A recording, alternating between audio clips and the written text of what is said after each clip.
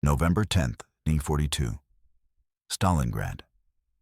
The Volga River lies frozen in a thin crust of deathly glass smoke crawling across its surface like a living thing. The sound of distant artillery echoes between the shattered walls of what was once a city of 1 million. Now it is a graveyard. Amid the ruins of a tractor factory, a man in a tattered Soviet uniform lies still beneath a sheet of broken concrete. His breath is shallow, his rifle silent. His name is Vasily Zaitsev.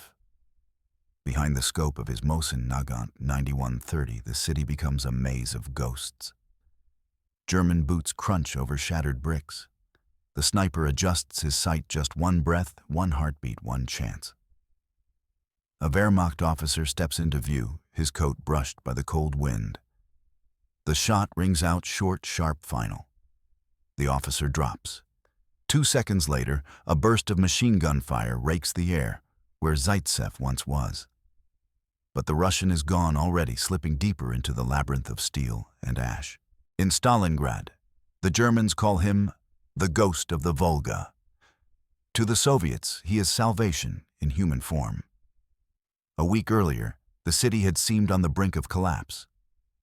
German forces of General Friedrich Paulus's 6th Army had carved Stalingrad into isolated pockets, each defended by remnants of Soviet divisions half-starved, low on ammunition, and clinging to the ruins like rats. But then rumors began to spread through the trenches. Whispers of a man from the Ural Mountains, a hunter-turned-soldier who could see farther, wait longer, and shoot truer than anyone alive.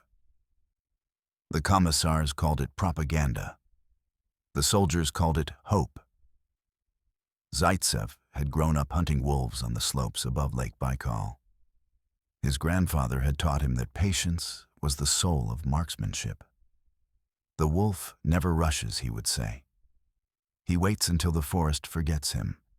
That instinct, born in silence and snow, became his greatest weapon in the city's inferno. By the time he arrived in Stalingrad in late September 1942, the streets had become corridors of fire. The air itself carried grit that bit into the lungs. Every building was contested, every pile of rubble a battlefield. Yet in that chaos, Zaitsev found order. He and his spotter, Nikolai Kulikov, began hunting not from rooftops or towers, but from the ruins at street level, blending with the dust and smoke, using shadows as cover. Their targets were not random. Officers, artillery observers, radio men, the eyes and ears of the German army. Zaitsev chose them with surgical precision. Each kill disoriented entire companies, sowing confusion in the enemy's ranks.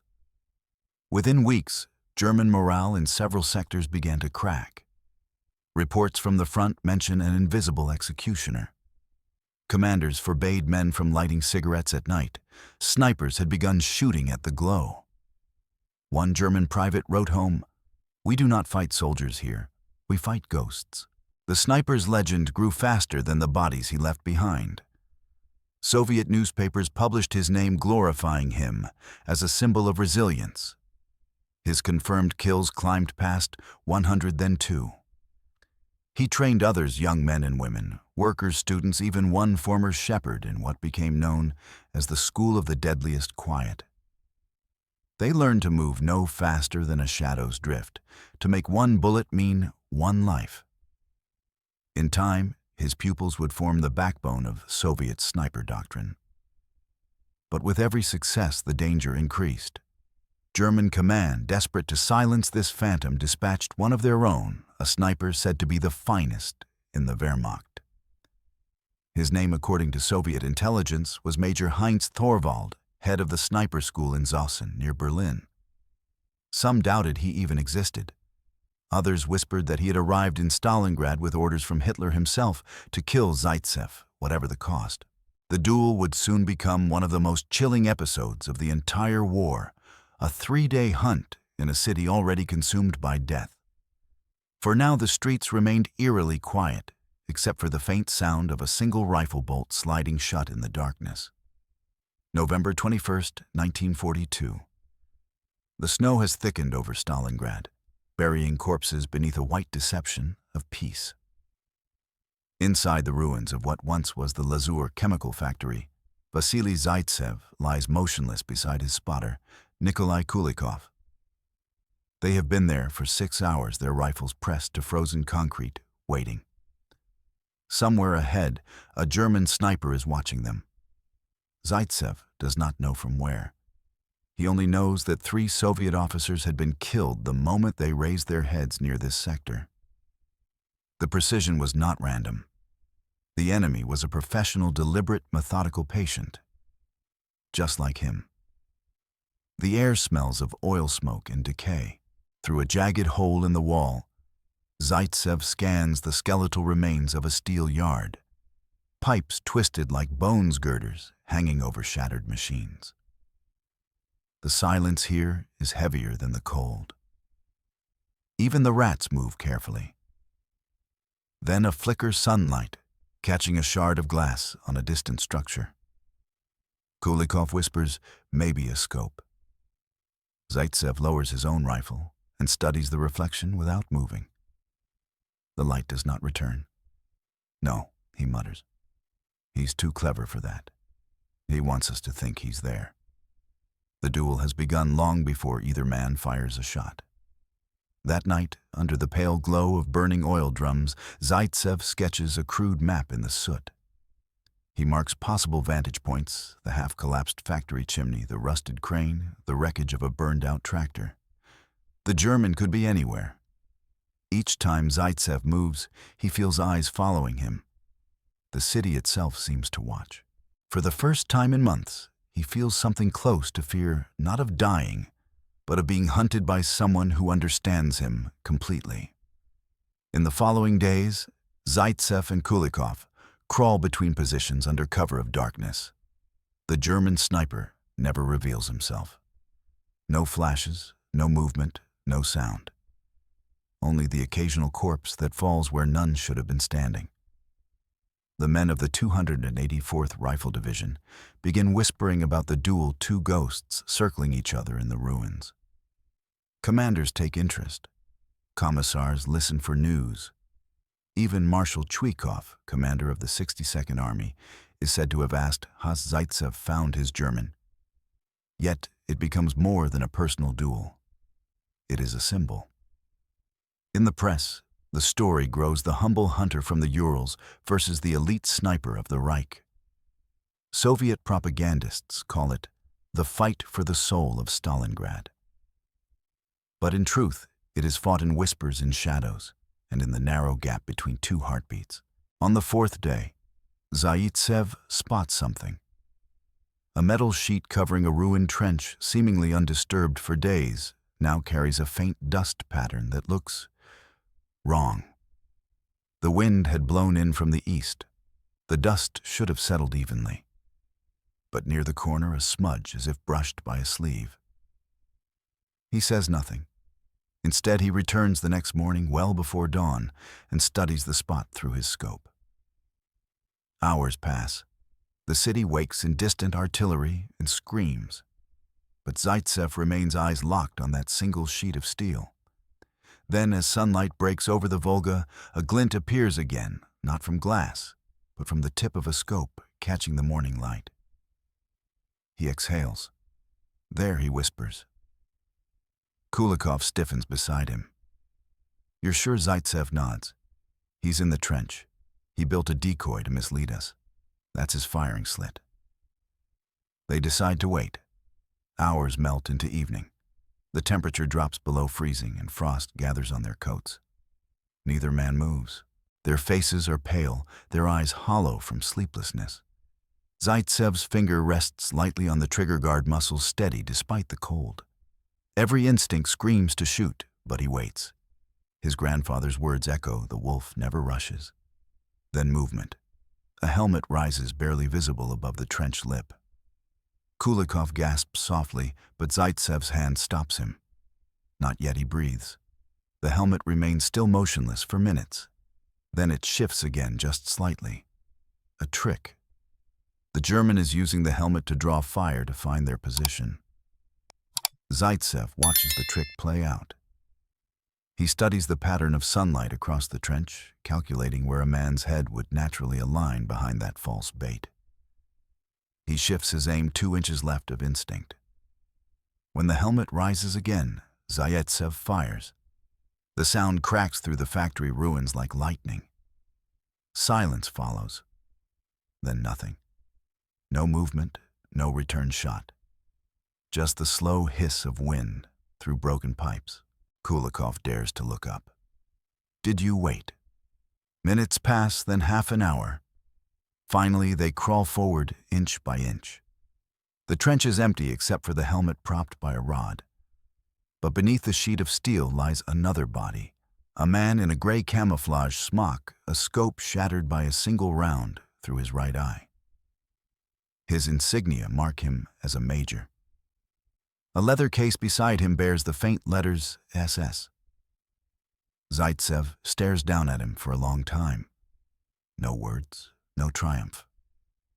Only the weary knowledge that the hunter he feared most is gone, and with him perhaps the last illusion that any one man can shape this chaos. Yet the duel will outlive them both. Soviet newspapers will soon declare that Vasily Zaitsev has slain the Nazi master sniper Heinz Thorvald, head of the German sniper school. Historians will later debate whether Thorvald ever truly existed or whether he was a composite and invention of Soviet propaganda to embody the struggle for Stalingrad. But in this moment, in the smoke and frost, Zaitsev believes what matters most is not the name, but the silence that follows. In that silence, Stalingrad itself seems to exhale one breath closer to victory. December 2nd, 1942. The bitter wind sweeping across Stalingrad carries ash instead of snow. Between the smoldering shells of factories, Soviet troops move like phantoms, reclaiming block by block of what remains of the city.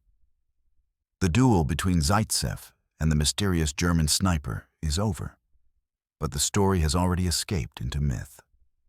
Pravda runs headlines calling him the hero of the Volga. Soldiers whisper his name in the trenches as if it were a talisman against death. To the men freezing in foxholes, the story of Vasily Zaitsev is no longer just about a rifleman. It is a story about endurance, about the will to keep breathing when the city itself no longer seems to. Yet Zaitsev himself feels none of the glory. His uniform is threadbare, his boots worn to the fabric, and his eyes are sunken from months of staring through a scope. When he speaks, his voice is quiet, almost apologetic. I was doing what any man would do, he tells a young reporter who has come to record his story. But even as he says it, he knows that what he did was not ordinary. In 40 days of fighting, his confirmed tally has surpassed 220 kills each one. A precise calculation, each one a fragment of the wider machine that is slowly grinding Germany down. In the ruins of the Red October factory, Zaitsev has begun teaching others. He calls them his hares. They are young, some barely old enough to shave. He instructs them not only in marksmanship, but in patience, deception, and discipline. A sniper's bullet, he says, is not fired with anger. You must wait until you forget the man and see only the target. They learn how to camouflage themselves with ash and oil, how to use sound and silence like tools, how to blend into the war's anatomy. The students record every shot in small notebooks, wind-range angle effect like scientists dissecting a new law of physics. Word of this sniper school spreads up the chain of command. General Chuikov himself visits one morning, stepping over the bodies of burned-out machines. He watches Zaitsev instruct a young recruit on adjusting for wind drift. When the boy fires and hits a tin can 200 meters away, Chuikov smiles faintly. "We will need 100 more like you," he says. Zaitsev replies simply, "You will have them, Comrade General." Within weeks, his students will spread across the front, forming the first organized sniper units in the Soviet army. But even as he trains others, the strain of constant combat begins to show. Zaitsev no longer dreams of hunting in the Urals. He dreams of crawling through glass, of faces appearing through his crosshairs and vanishing with the recoil. The rifle has become an extension of his body and a weight he cannot set down. Once in a rare moment of calm, Kulikov asks him if he ever wonders how many families he has shattered. Zaitsev's answer is long in coming. "I think of the children they would have killed," he says at last. "And then I sleep." The Battle of Stalingrad enters its cruelest phase. The Germans, trapped between the Volga and the encircling Red Army, begin to starve. Temperatures drop to 20 degrees below zero. Frostbite eats at fingers and faces. Ammunition runs out. Soldiers boil wallpaper to drink the glue. The great Sixth Army, once Hitler's pride, now degenerates into scattered, freezing pockets of despair. Each day, Soviet artillery and snipers pick them off with merciless efficiency. The hunters of Zaitsev's school now stalk their prey through a city of ghosts, recording each kill with grim precision. By late December, Zaitsev is wounded by a mortar blast shrapnel, slices across his face and into his eye. He is taken to a field hospital behind the lines, wrapped in blood-soaked bandages. The doctors say he may lose his sight. For a sniper, blindness is a death sentence. But in one of the war's quieter miracles, a surgeon named Professor Ilya Elizarov performs an operation using a new technique of corneal grafting. After several days of darkness, Zaitsev opens his eyes again. He can see, not perfectly, but enough. When Chuikov visits his bedside, Zaitsev tries to stand and salute. The general stops him. "You've already given enough, Comrade Zaitsev. The rest of us will finish it." Outside the hospital, the German position collapses. Operation Uranus, the Soviet encirclement of Paulus's Sixth Army, is complete. Over 300,000 German soldiers are trapped in the Stalingrad pocket. For the first time, Hitler's invincible army is on the defensive. Zaitsev listens to the distant thunder of artillery and knows the tide has turned. His body may be broken, but his spirit feels lighter than it has in months. "It is not about me," he murmurs. "It is about Stalingrad." When he finally leaves the front for good, Zaitsev does not look back at the ruins. He carries no trophies, no medals, only his rifle and a notebook, filled with names of his fallen comrades, his students, and his enemies. The war will move westward to Kursk, to Berlin. But for those who lived and died in that city, by the Volga, Stalingrad will remain the heartbeat of the struggle, the proof that even in hell, a single man's patience and will could change the fate of an empire. January 31st, 1943. The city of Stalingrad lies buried under a winter of ashes. Smoke still rises from the shattered hulks of factories, from the ruins of tenement blocks, where the dead remain frozen in the poses of their final moments. The Volga is silent now, a field of cracked ice gleaming under a pale dawn. Somewhere beneath that cold sky, General Friedrich Paulus, commander of the German Sixth Army, has just surrendered. For the first time in the war, Hitler's forces have been decisively broken. And though no one man can claim that victory alone, the story of Vasily Zaitsev, of the hunter from the Urals, has become its human face. In the days following the surrender, Soviet soldiers moved through what was once the heart of the German front. The enemy, gaunt and hollow-eyed, shuffle into captivity.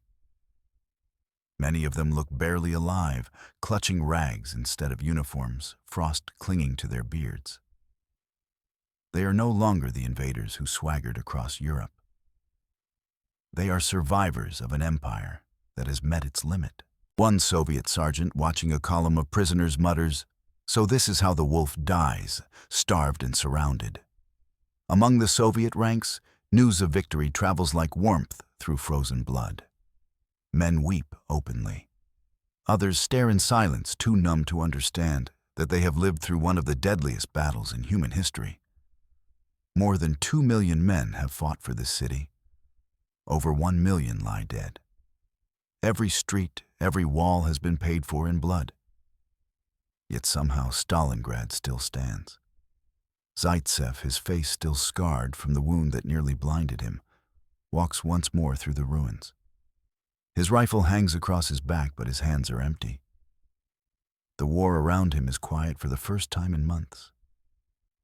He stops before the shell of a burned-out schoolhouse, where he once trained his hares. The chalkboard is still visible through a gap in the wall, a single word scrawled across it, Uchitsa, to learn. It feels in its way like a memorial. He finds Kulikov sitting nearby, cleaning a rifle that no longer needs to fire. They share a silence heavy with memory. Finally, Zaitsev says, "We won," but it does not feel like winning. Kulikov nods, eyes fixed on the horizon. "It never does, Vasya. We just stop killing long enough to count who's left." That evening, as the red flag rises over the last German position at Mamayev Kurgan, Moscow, erupts in celebration. Bells ring from the Kremlin towers.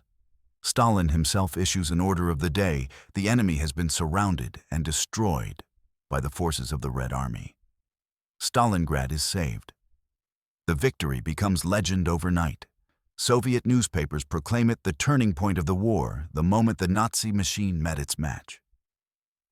And woven into every headline, every radio broadcast, is the story of the sniper from the Volga. Photographs of Vasily Zaitsev, pale but smiling, appear in newspapers across the country. He is awarded the title Hero of the Soviet Union and the Order of Lenin. His portrait is hung in military schools as an example of duty and precision. Children learn his name before they learn the names of the battles. To the people of the Soviet Union, he is proof that an ordinary man, a shepherd, a hunter, a worker, can become the edge of a nation's survival. But Zaitsev does not see himself as a hero. In his letters home, he writes of longing for silence. "The noise never leaves me," he tells his sister. "Even in my dreams, the rifle still kicks against my shoulder." He returns to the Urals for a brief time, where the forests are quiet and the snow falls softly again. Yet he finds he cannot hunt anymore. The idea of aiming at another living creature fills him with nausea. "I learned too well," he confides to a comrade years later. "I can no longer pretend it is just a skill." For the rest of the war, Zaitsev will serve as an instructor at various sniper schools, training hundreds of soldiers who will carry his lessons to the front. Many of them will not return. But his methods, his patience, his cunning, his understanding that war is fought in inches and in silence, will shape Soviet tactics for generations. When the war finally ends in May 1945, Zaitsev is in Kiev, recovering from yet another wound. He listens to the news of Germany's surrender in silence. Outside, people are dancing in the streets. Fireworks light up the sky. He smiles faintly and raises a glass of vodka to no one in particular. "For Stalingrad," he murmurs. Then softly, "For the ones who stayed there." Years later, historians will call the Battle of Stalingrad the fulcrum of the Second World War, the moment the tide turned from east to west. For the men who lived through it, it was more than a military victory. It was proof that even in the most absolute ruin, human endurance could defy annihilation. And at the heart of that endurance was a man lying motionless in the rubble, waiting for a single moment, holding his breath while the world collapsed around him. Zaitsev's rifle, the same Mosin Nagant that claimed more than 200 lives, would eventually be displayed in the Volgograd Museum. The city once named Stalingrad would bear a new name, but the memory would remain. Visitors stand before that rifle and imagine the cold steel pressed against a frozen cheek, the crosshairs steady in a sea of chaos. They see in it not death, but defiance, the steady hand of a man who for a few brief months in a dying city changed the course of history with nothing more than patience, precision, and will. Spring 1943. The ruins of Stalingrad are beginning to thaw. Beneath the melting snow, the streets reveal the wreckage of tanks and bones, indistinguishable from one another. The smell of smoke lingers fused into the brickwork of every surviving wall. For the Red Army, victory here is more than a triumph. It is proof that the seemingly invincible Wehrmacht can bleed, can falter, can be defeated. Across the Soviet Union, from Leningrad to Vladivostok, people whisper the same words. They stopped the Germans at Stalingrad. Among the names spoken with reverence, Chuikov, Pavlov, Rodimtsev, one stands apart. Vasily Zaitsev. To the soldiers who fought beside him, he was not just a sniper. He was a lesson in how to survive. For the young, wide-eyed recruits entering the front lines in 1943, his story became required reading. His methods, patience, precision, and visibility were codified into the Red Army's sniper manuals. He taught that to win, one must become the city itself, silent, unyielding, impossible to kill. Even German prisoners spoke his name with wary respect. In their accounts, they described the terror of crossing open ground where unseen eyes waited. Some claimed they could feel him watching before a shot was ever fired. To them, Zaitsev embodied the cruelty of Stalingrad, the sense that the very rubble was alive, hunting them. One officer later confessed during interrogation, "We feared the snipers more than the artillery. Artillery you could hear. Him you never did." As the Red Army pushed westward through Ukraine, Belarus, and into Poland, the lessons of Stalingrad followed. Soviet sniper schools multiplied their instructors, tracing their lineage back to that winter on the Volga. By the war's end, thousands of trained marksmen and markswomen, many of them Zaitsev's ideological children, had shaped the Soviet approach to urban warfare. Every destroyed German tank, every ambush in a ruined street, carried an echo of his patience. But for Zaitsev himself, the war had left an indelible mark that no metal could erase. In quiet moments, he found himself haunted by faces glimpsed through his scope, the sudden shock in the eyes of a man who never knew his name. In an interview years later, he admitted, "A sniper does not hate. If he does, he loses control. But after the war, it is the calmness that disturbs you. The memory of killing without anger stays longer than hate ever could." By 1944, Zaitsev was reassigned to the First Belarusian Front. His eyesight had never fully recovered from the Stalingrad injury, yet he refused to stop teaching. His lectures to recruits were part tactics, part philosophy. War, he would tell them, is a battle of patience before it is a battle of fire.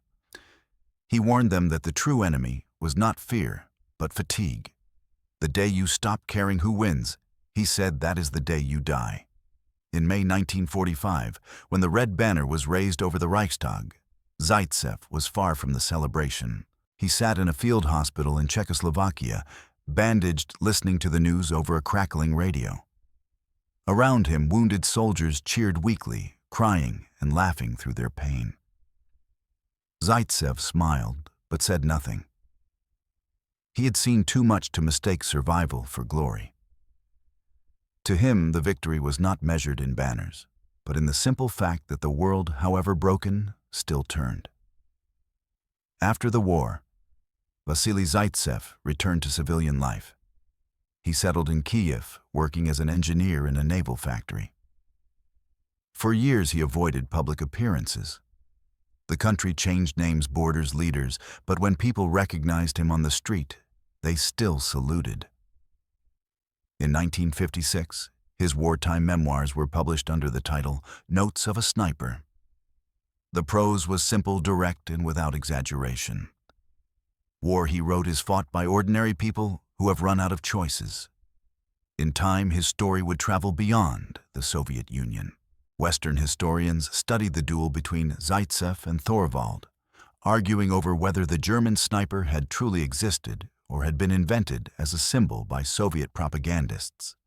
Some claimed the duel was embellished, others that it was wholly real.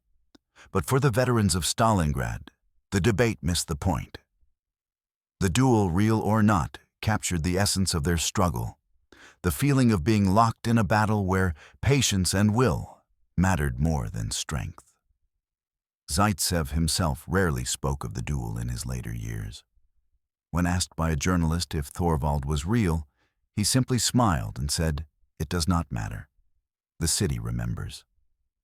In 1980, the city once known as Stalingrad, now Volgograd, invited him to attend a commemoration of the battle's anniversary. When he arrived, old soldiers, many of them his former students, stood at attention as he placed a single red carnation on the eternal flame. The city was rebuilt modern and alive, but the scars remained. The walls of the old grain elevator still bore bullet holes, and the slopes of Mamayev Kurgan still whispered of ghosts. As the wind rose, Zaitsev turned to one of his students and said quietly, "Listen, the Volga is still watching." He died in December 1991, just days before the Soviet Union itself ceased to exist. Fittingly, he was buried in the city that had defined him, in the soil of Volgograd, beneath the hill of Mamayev Kurgan. On his grave is a simple inscription, "To Vasily Grigorievich Zaitsev, hero of the Soviet Union, the sniper who defended Stalingrad." Years later, when filmmakers and historians sought to retell his story, they found themselves drawn not to his kills, but to his calm. In an age that worshipped spectacle, Zaitsev represented something quieter than the idea that one man's patience, one man's refusal to break, could alter the course of history. His rifle, still preserved in the Volgograd Museum, stands as a relic not of death, but of defiance. If you stand before it in the soft light of the exhibit, you can almost imagine his breath freezing in the winter air, the faint scrape of a bolt sliding into place, and the city itself holding still, waiting for the sound of a single shot that would echo through history.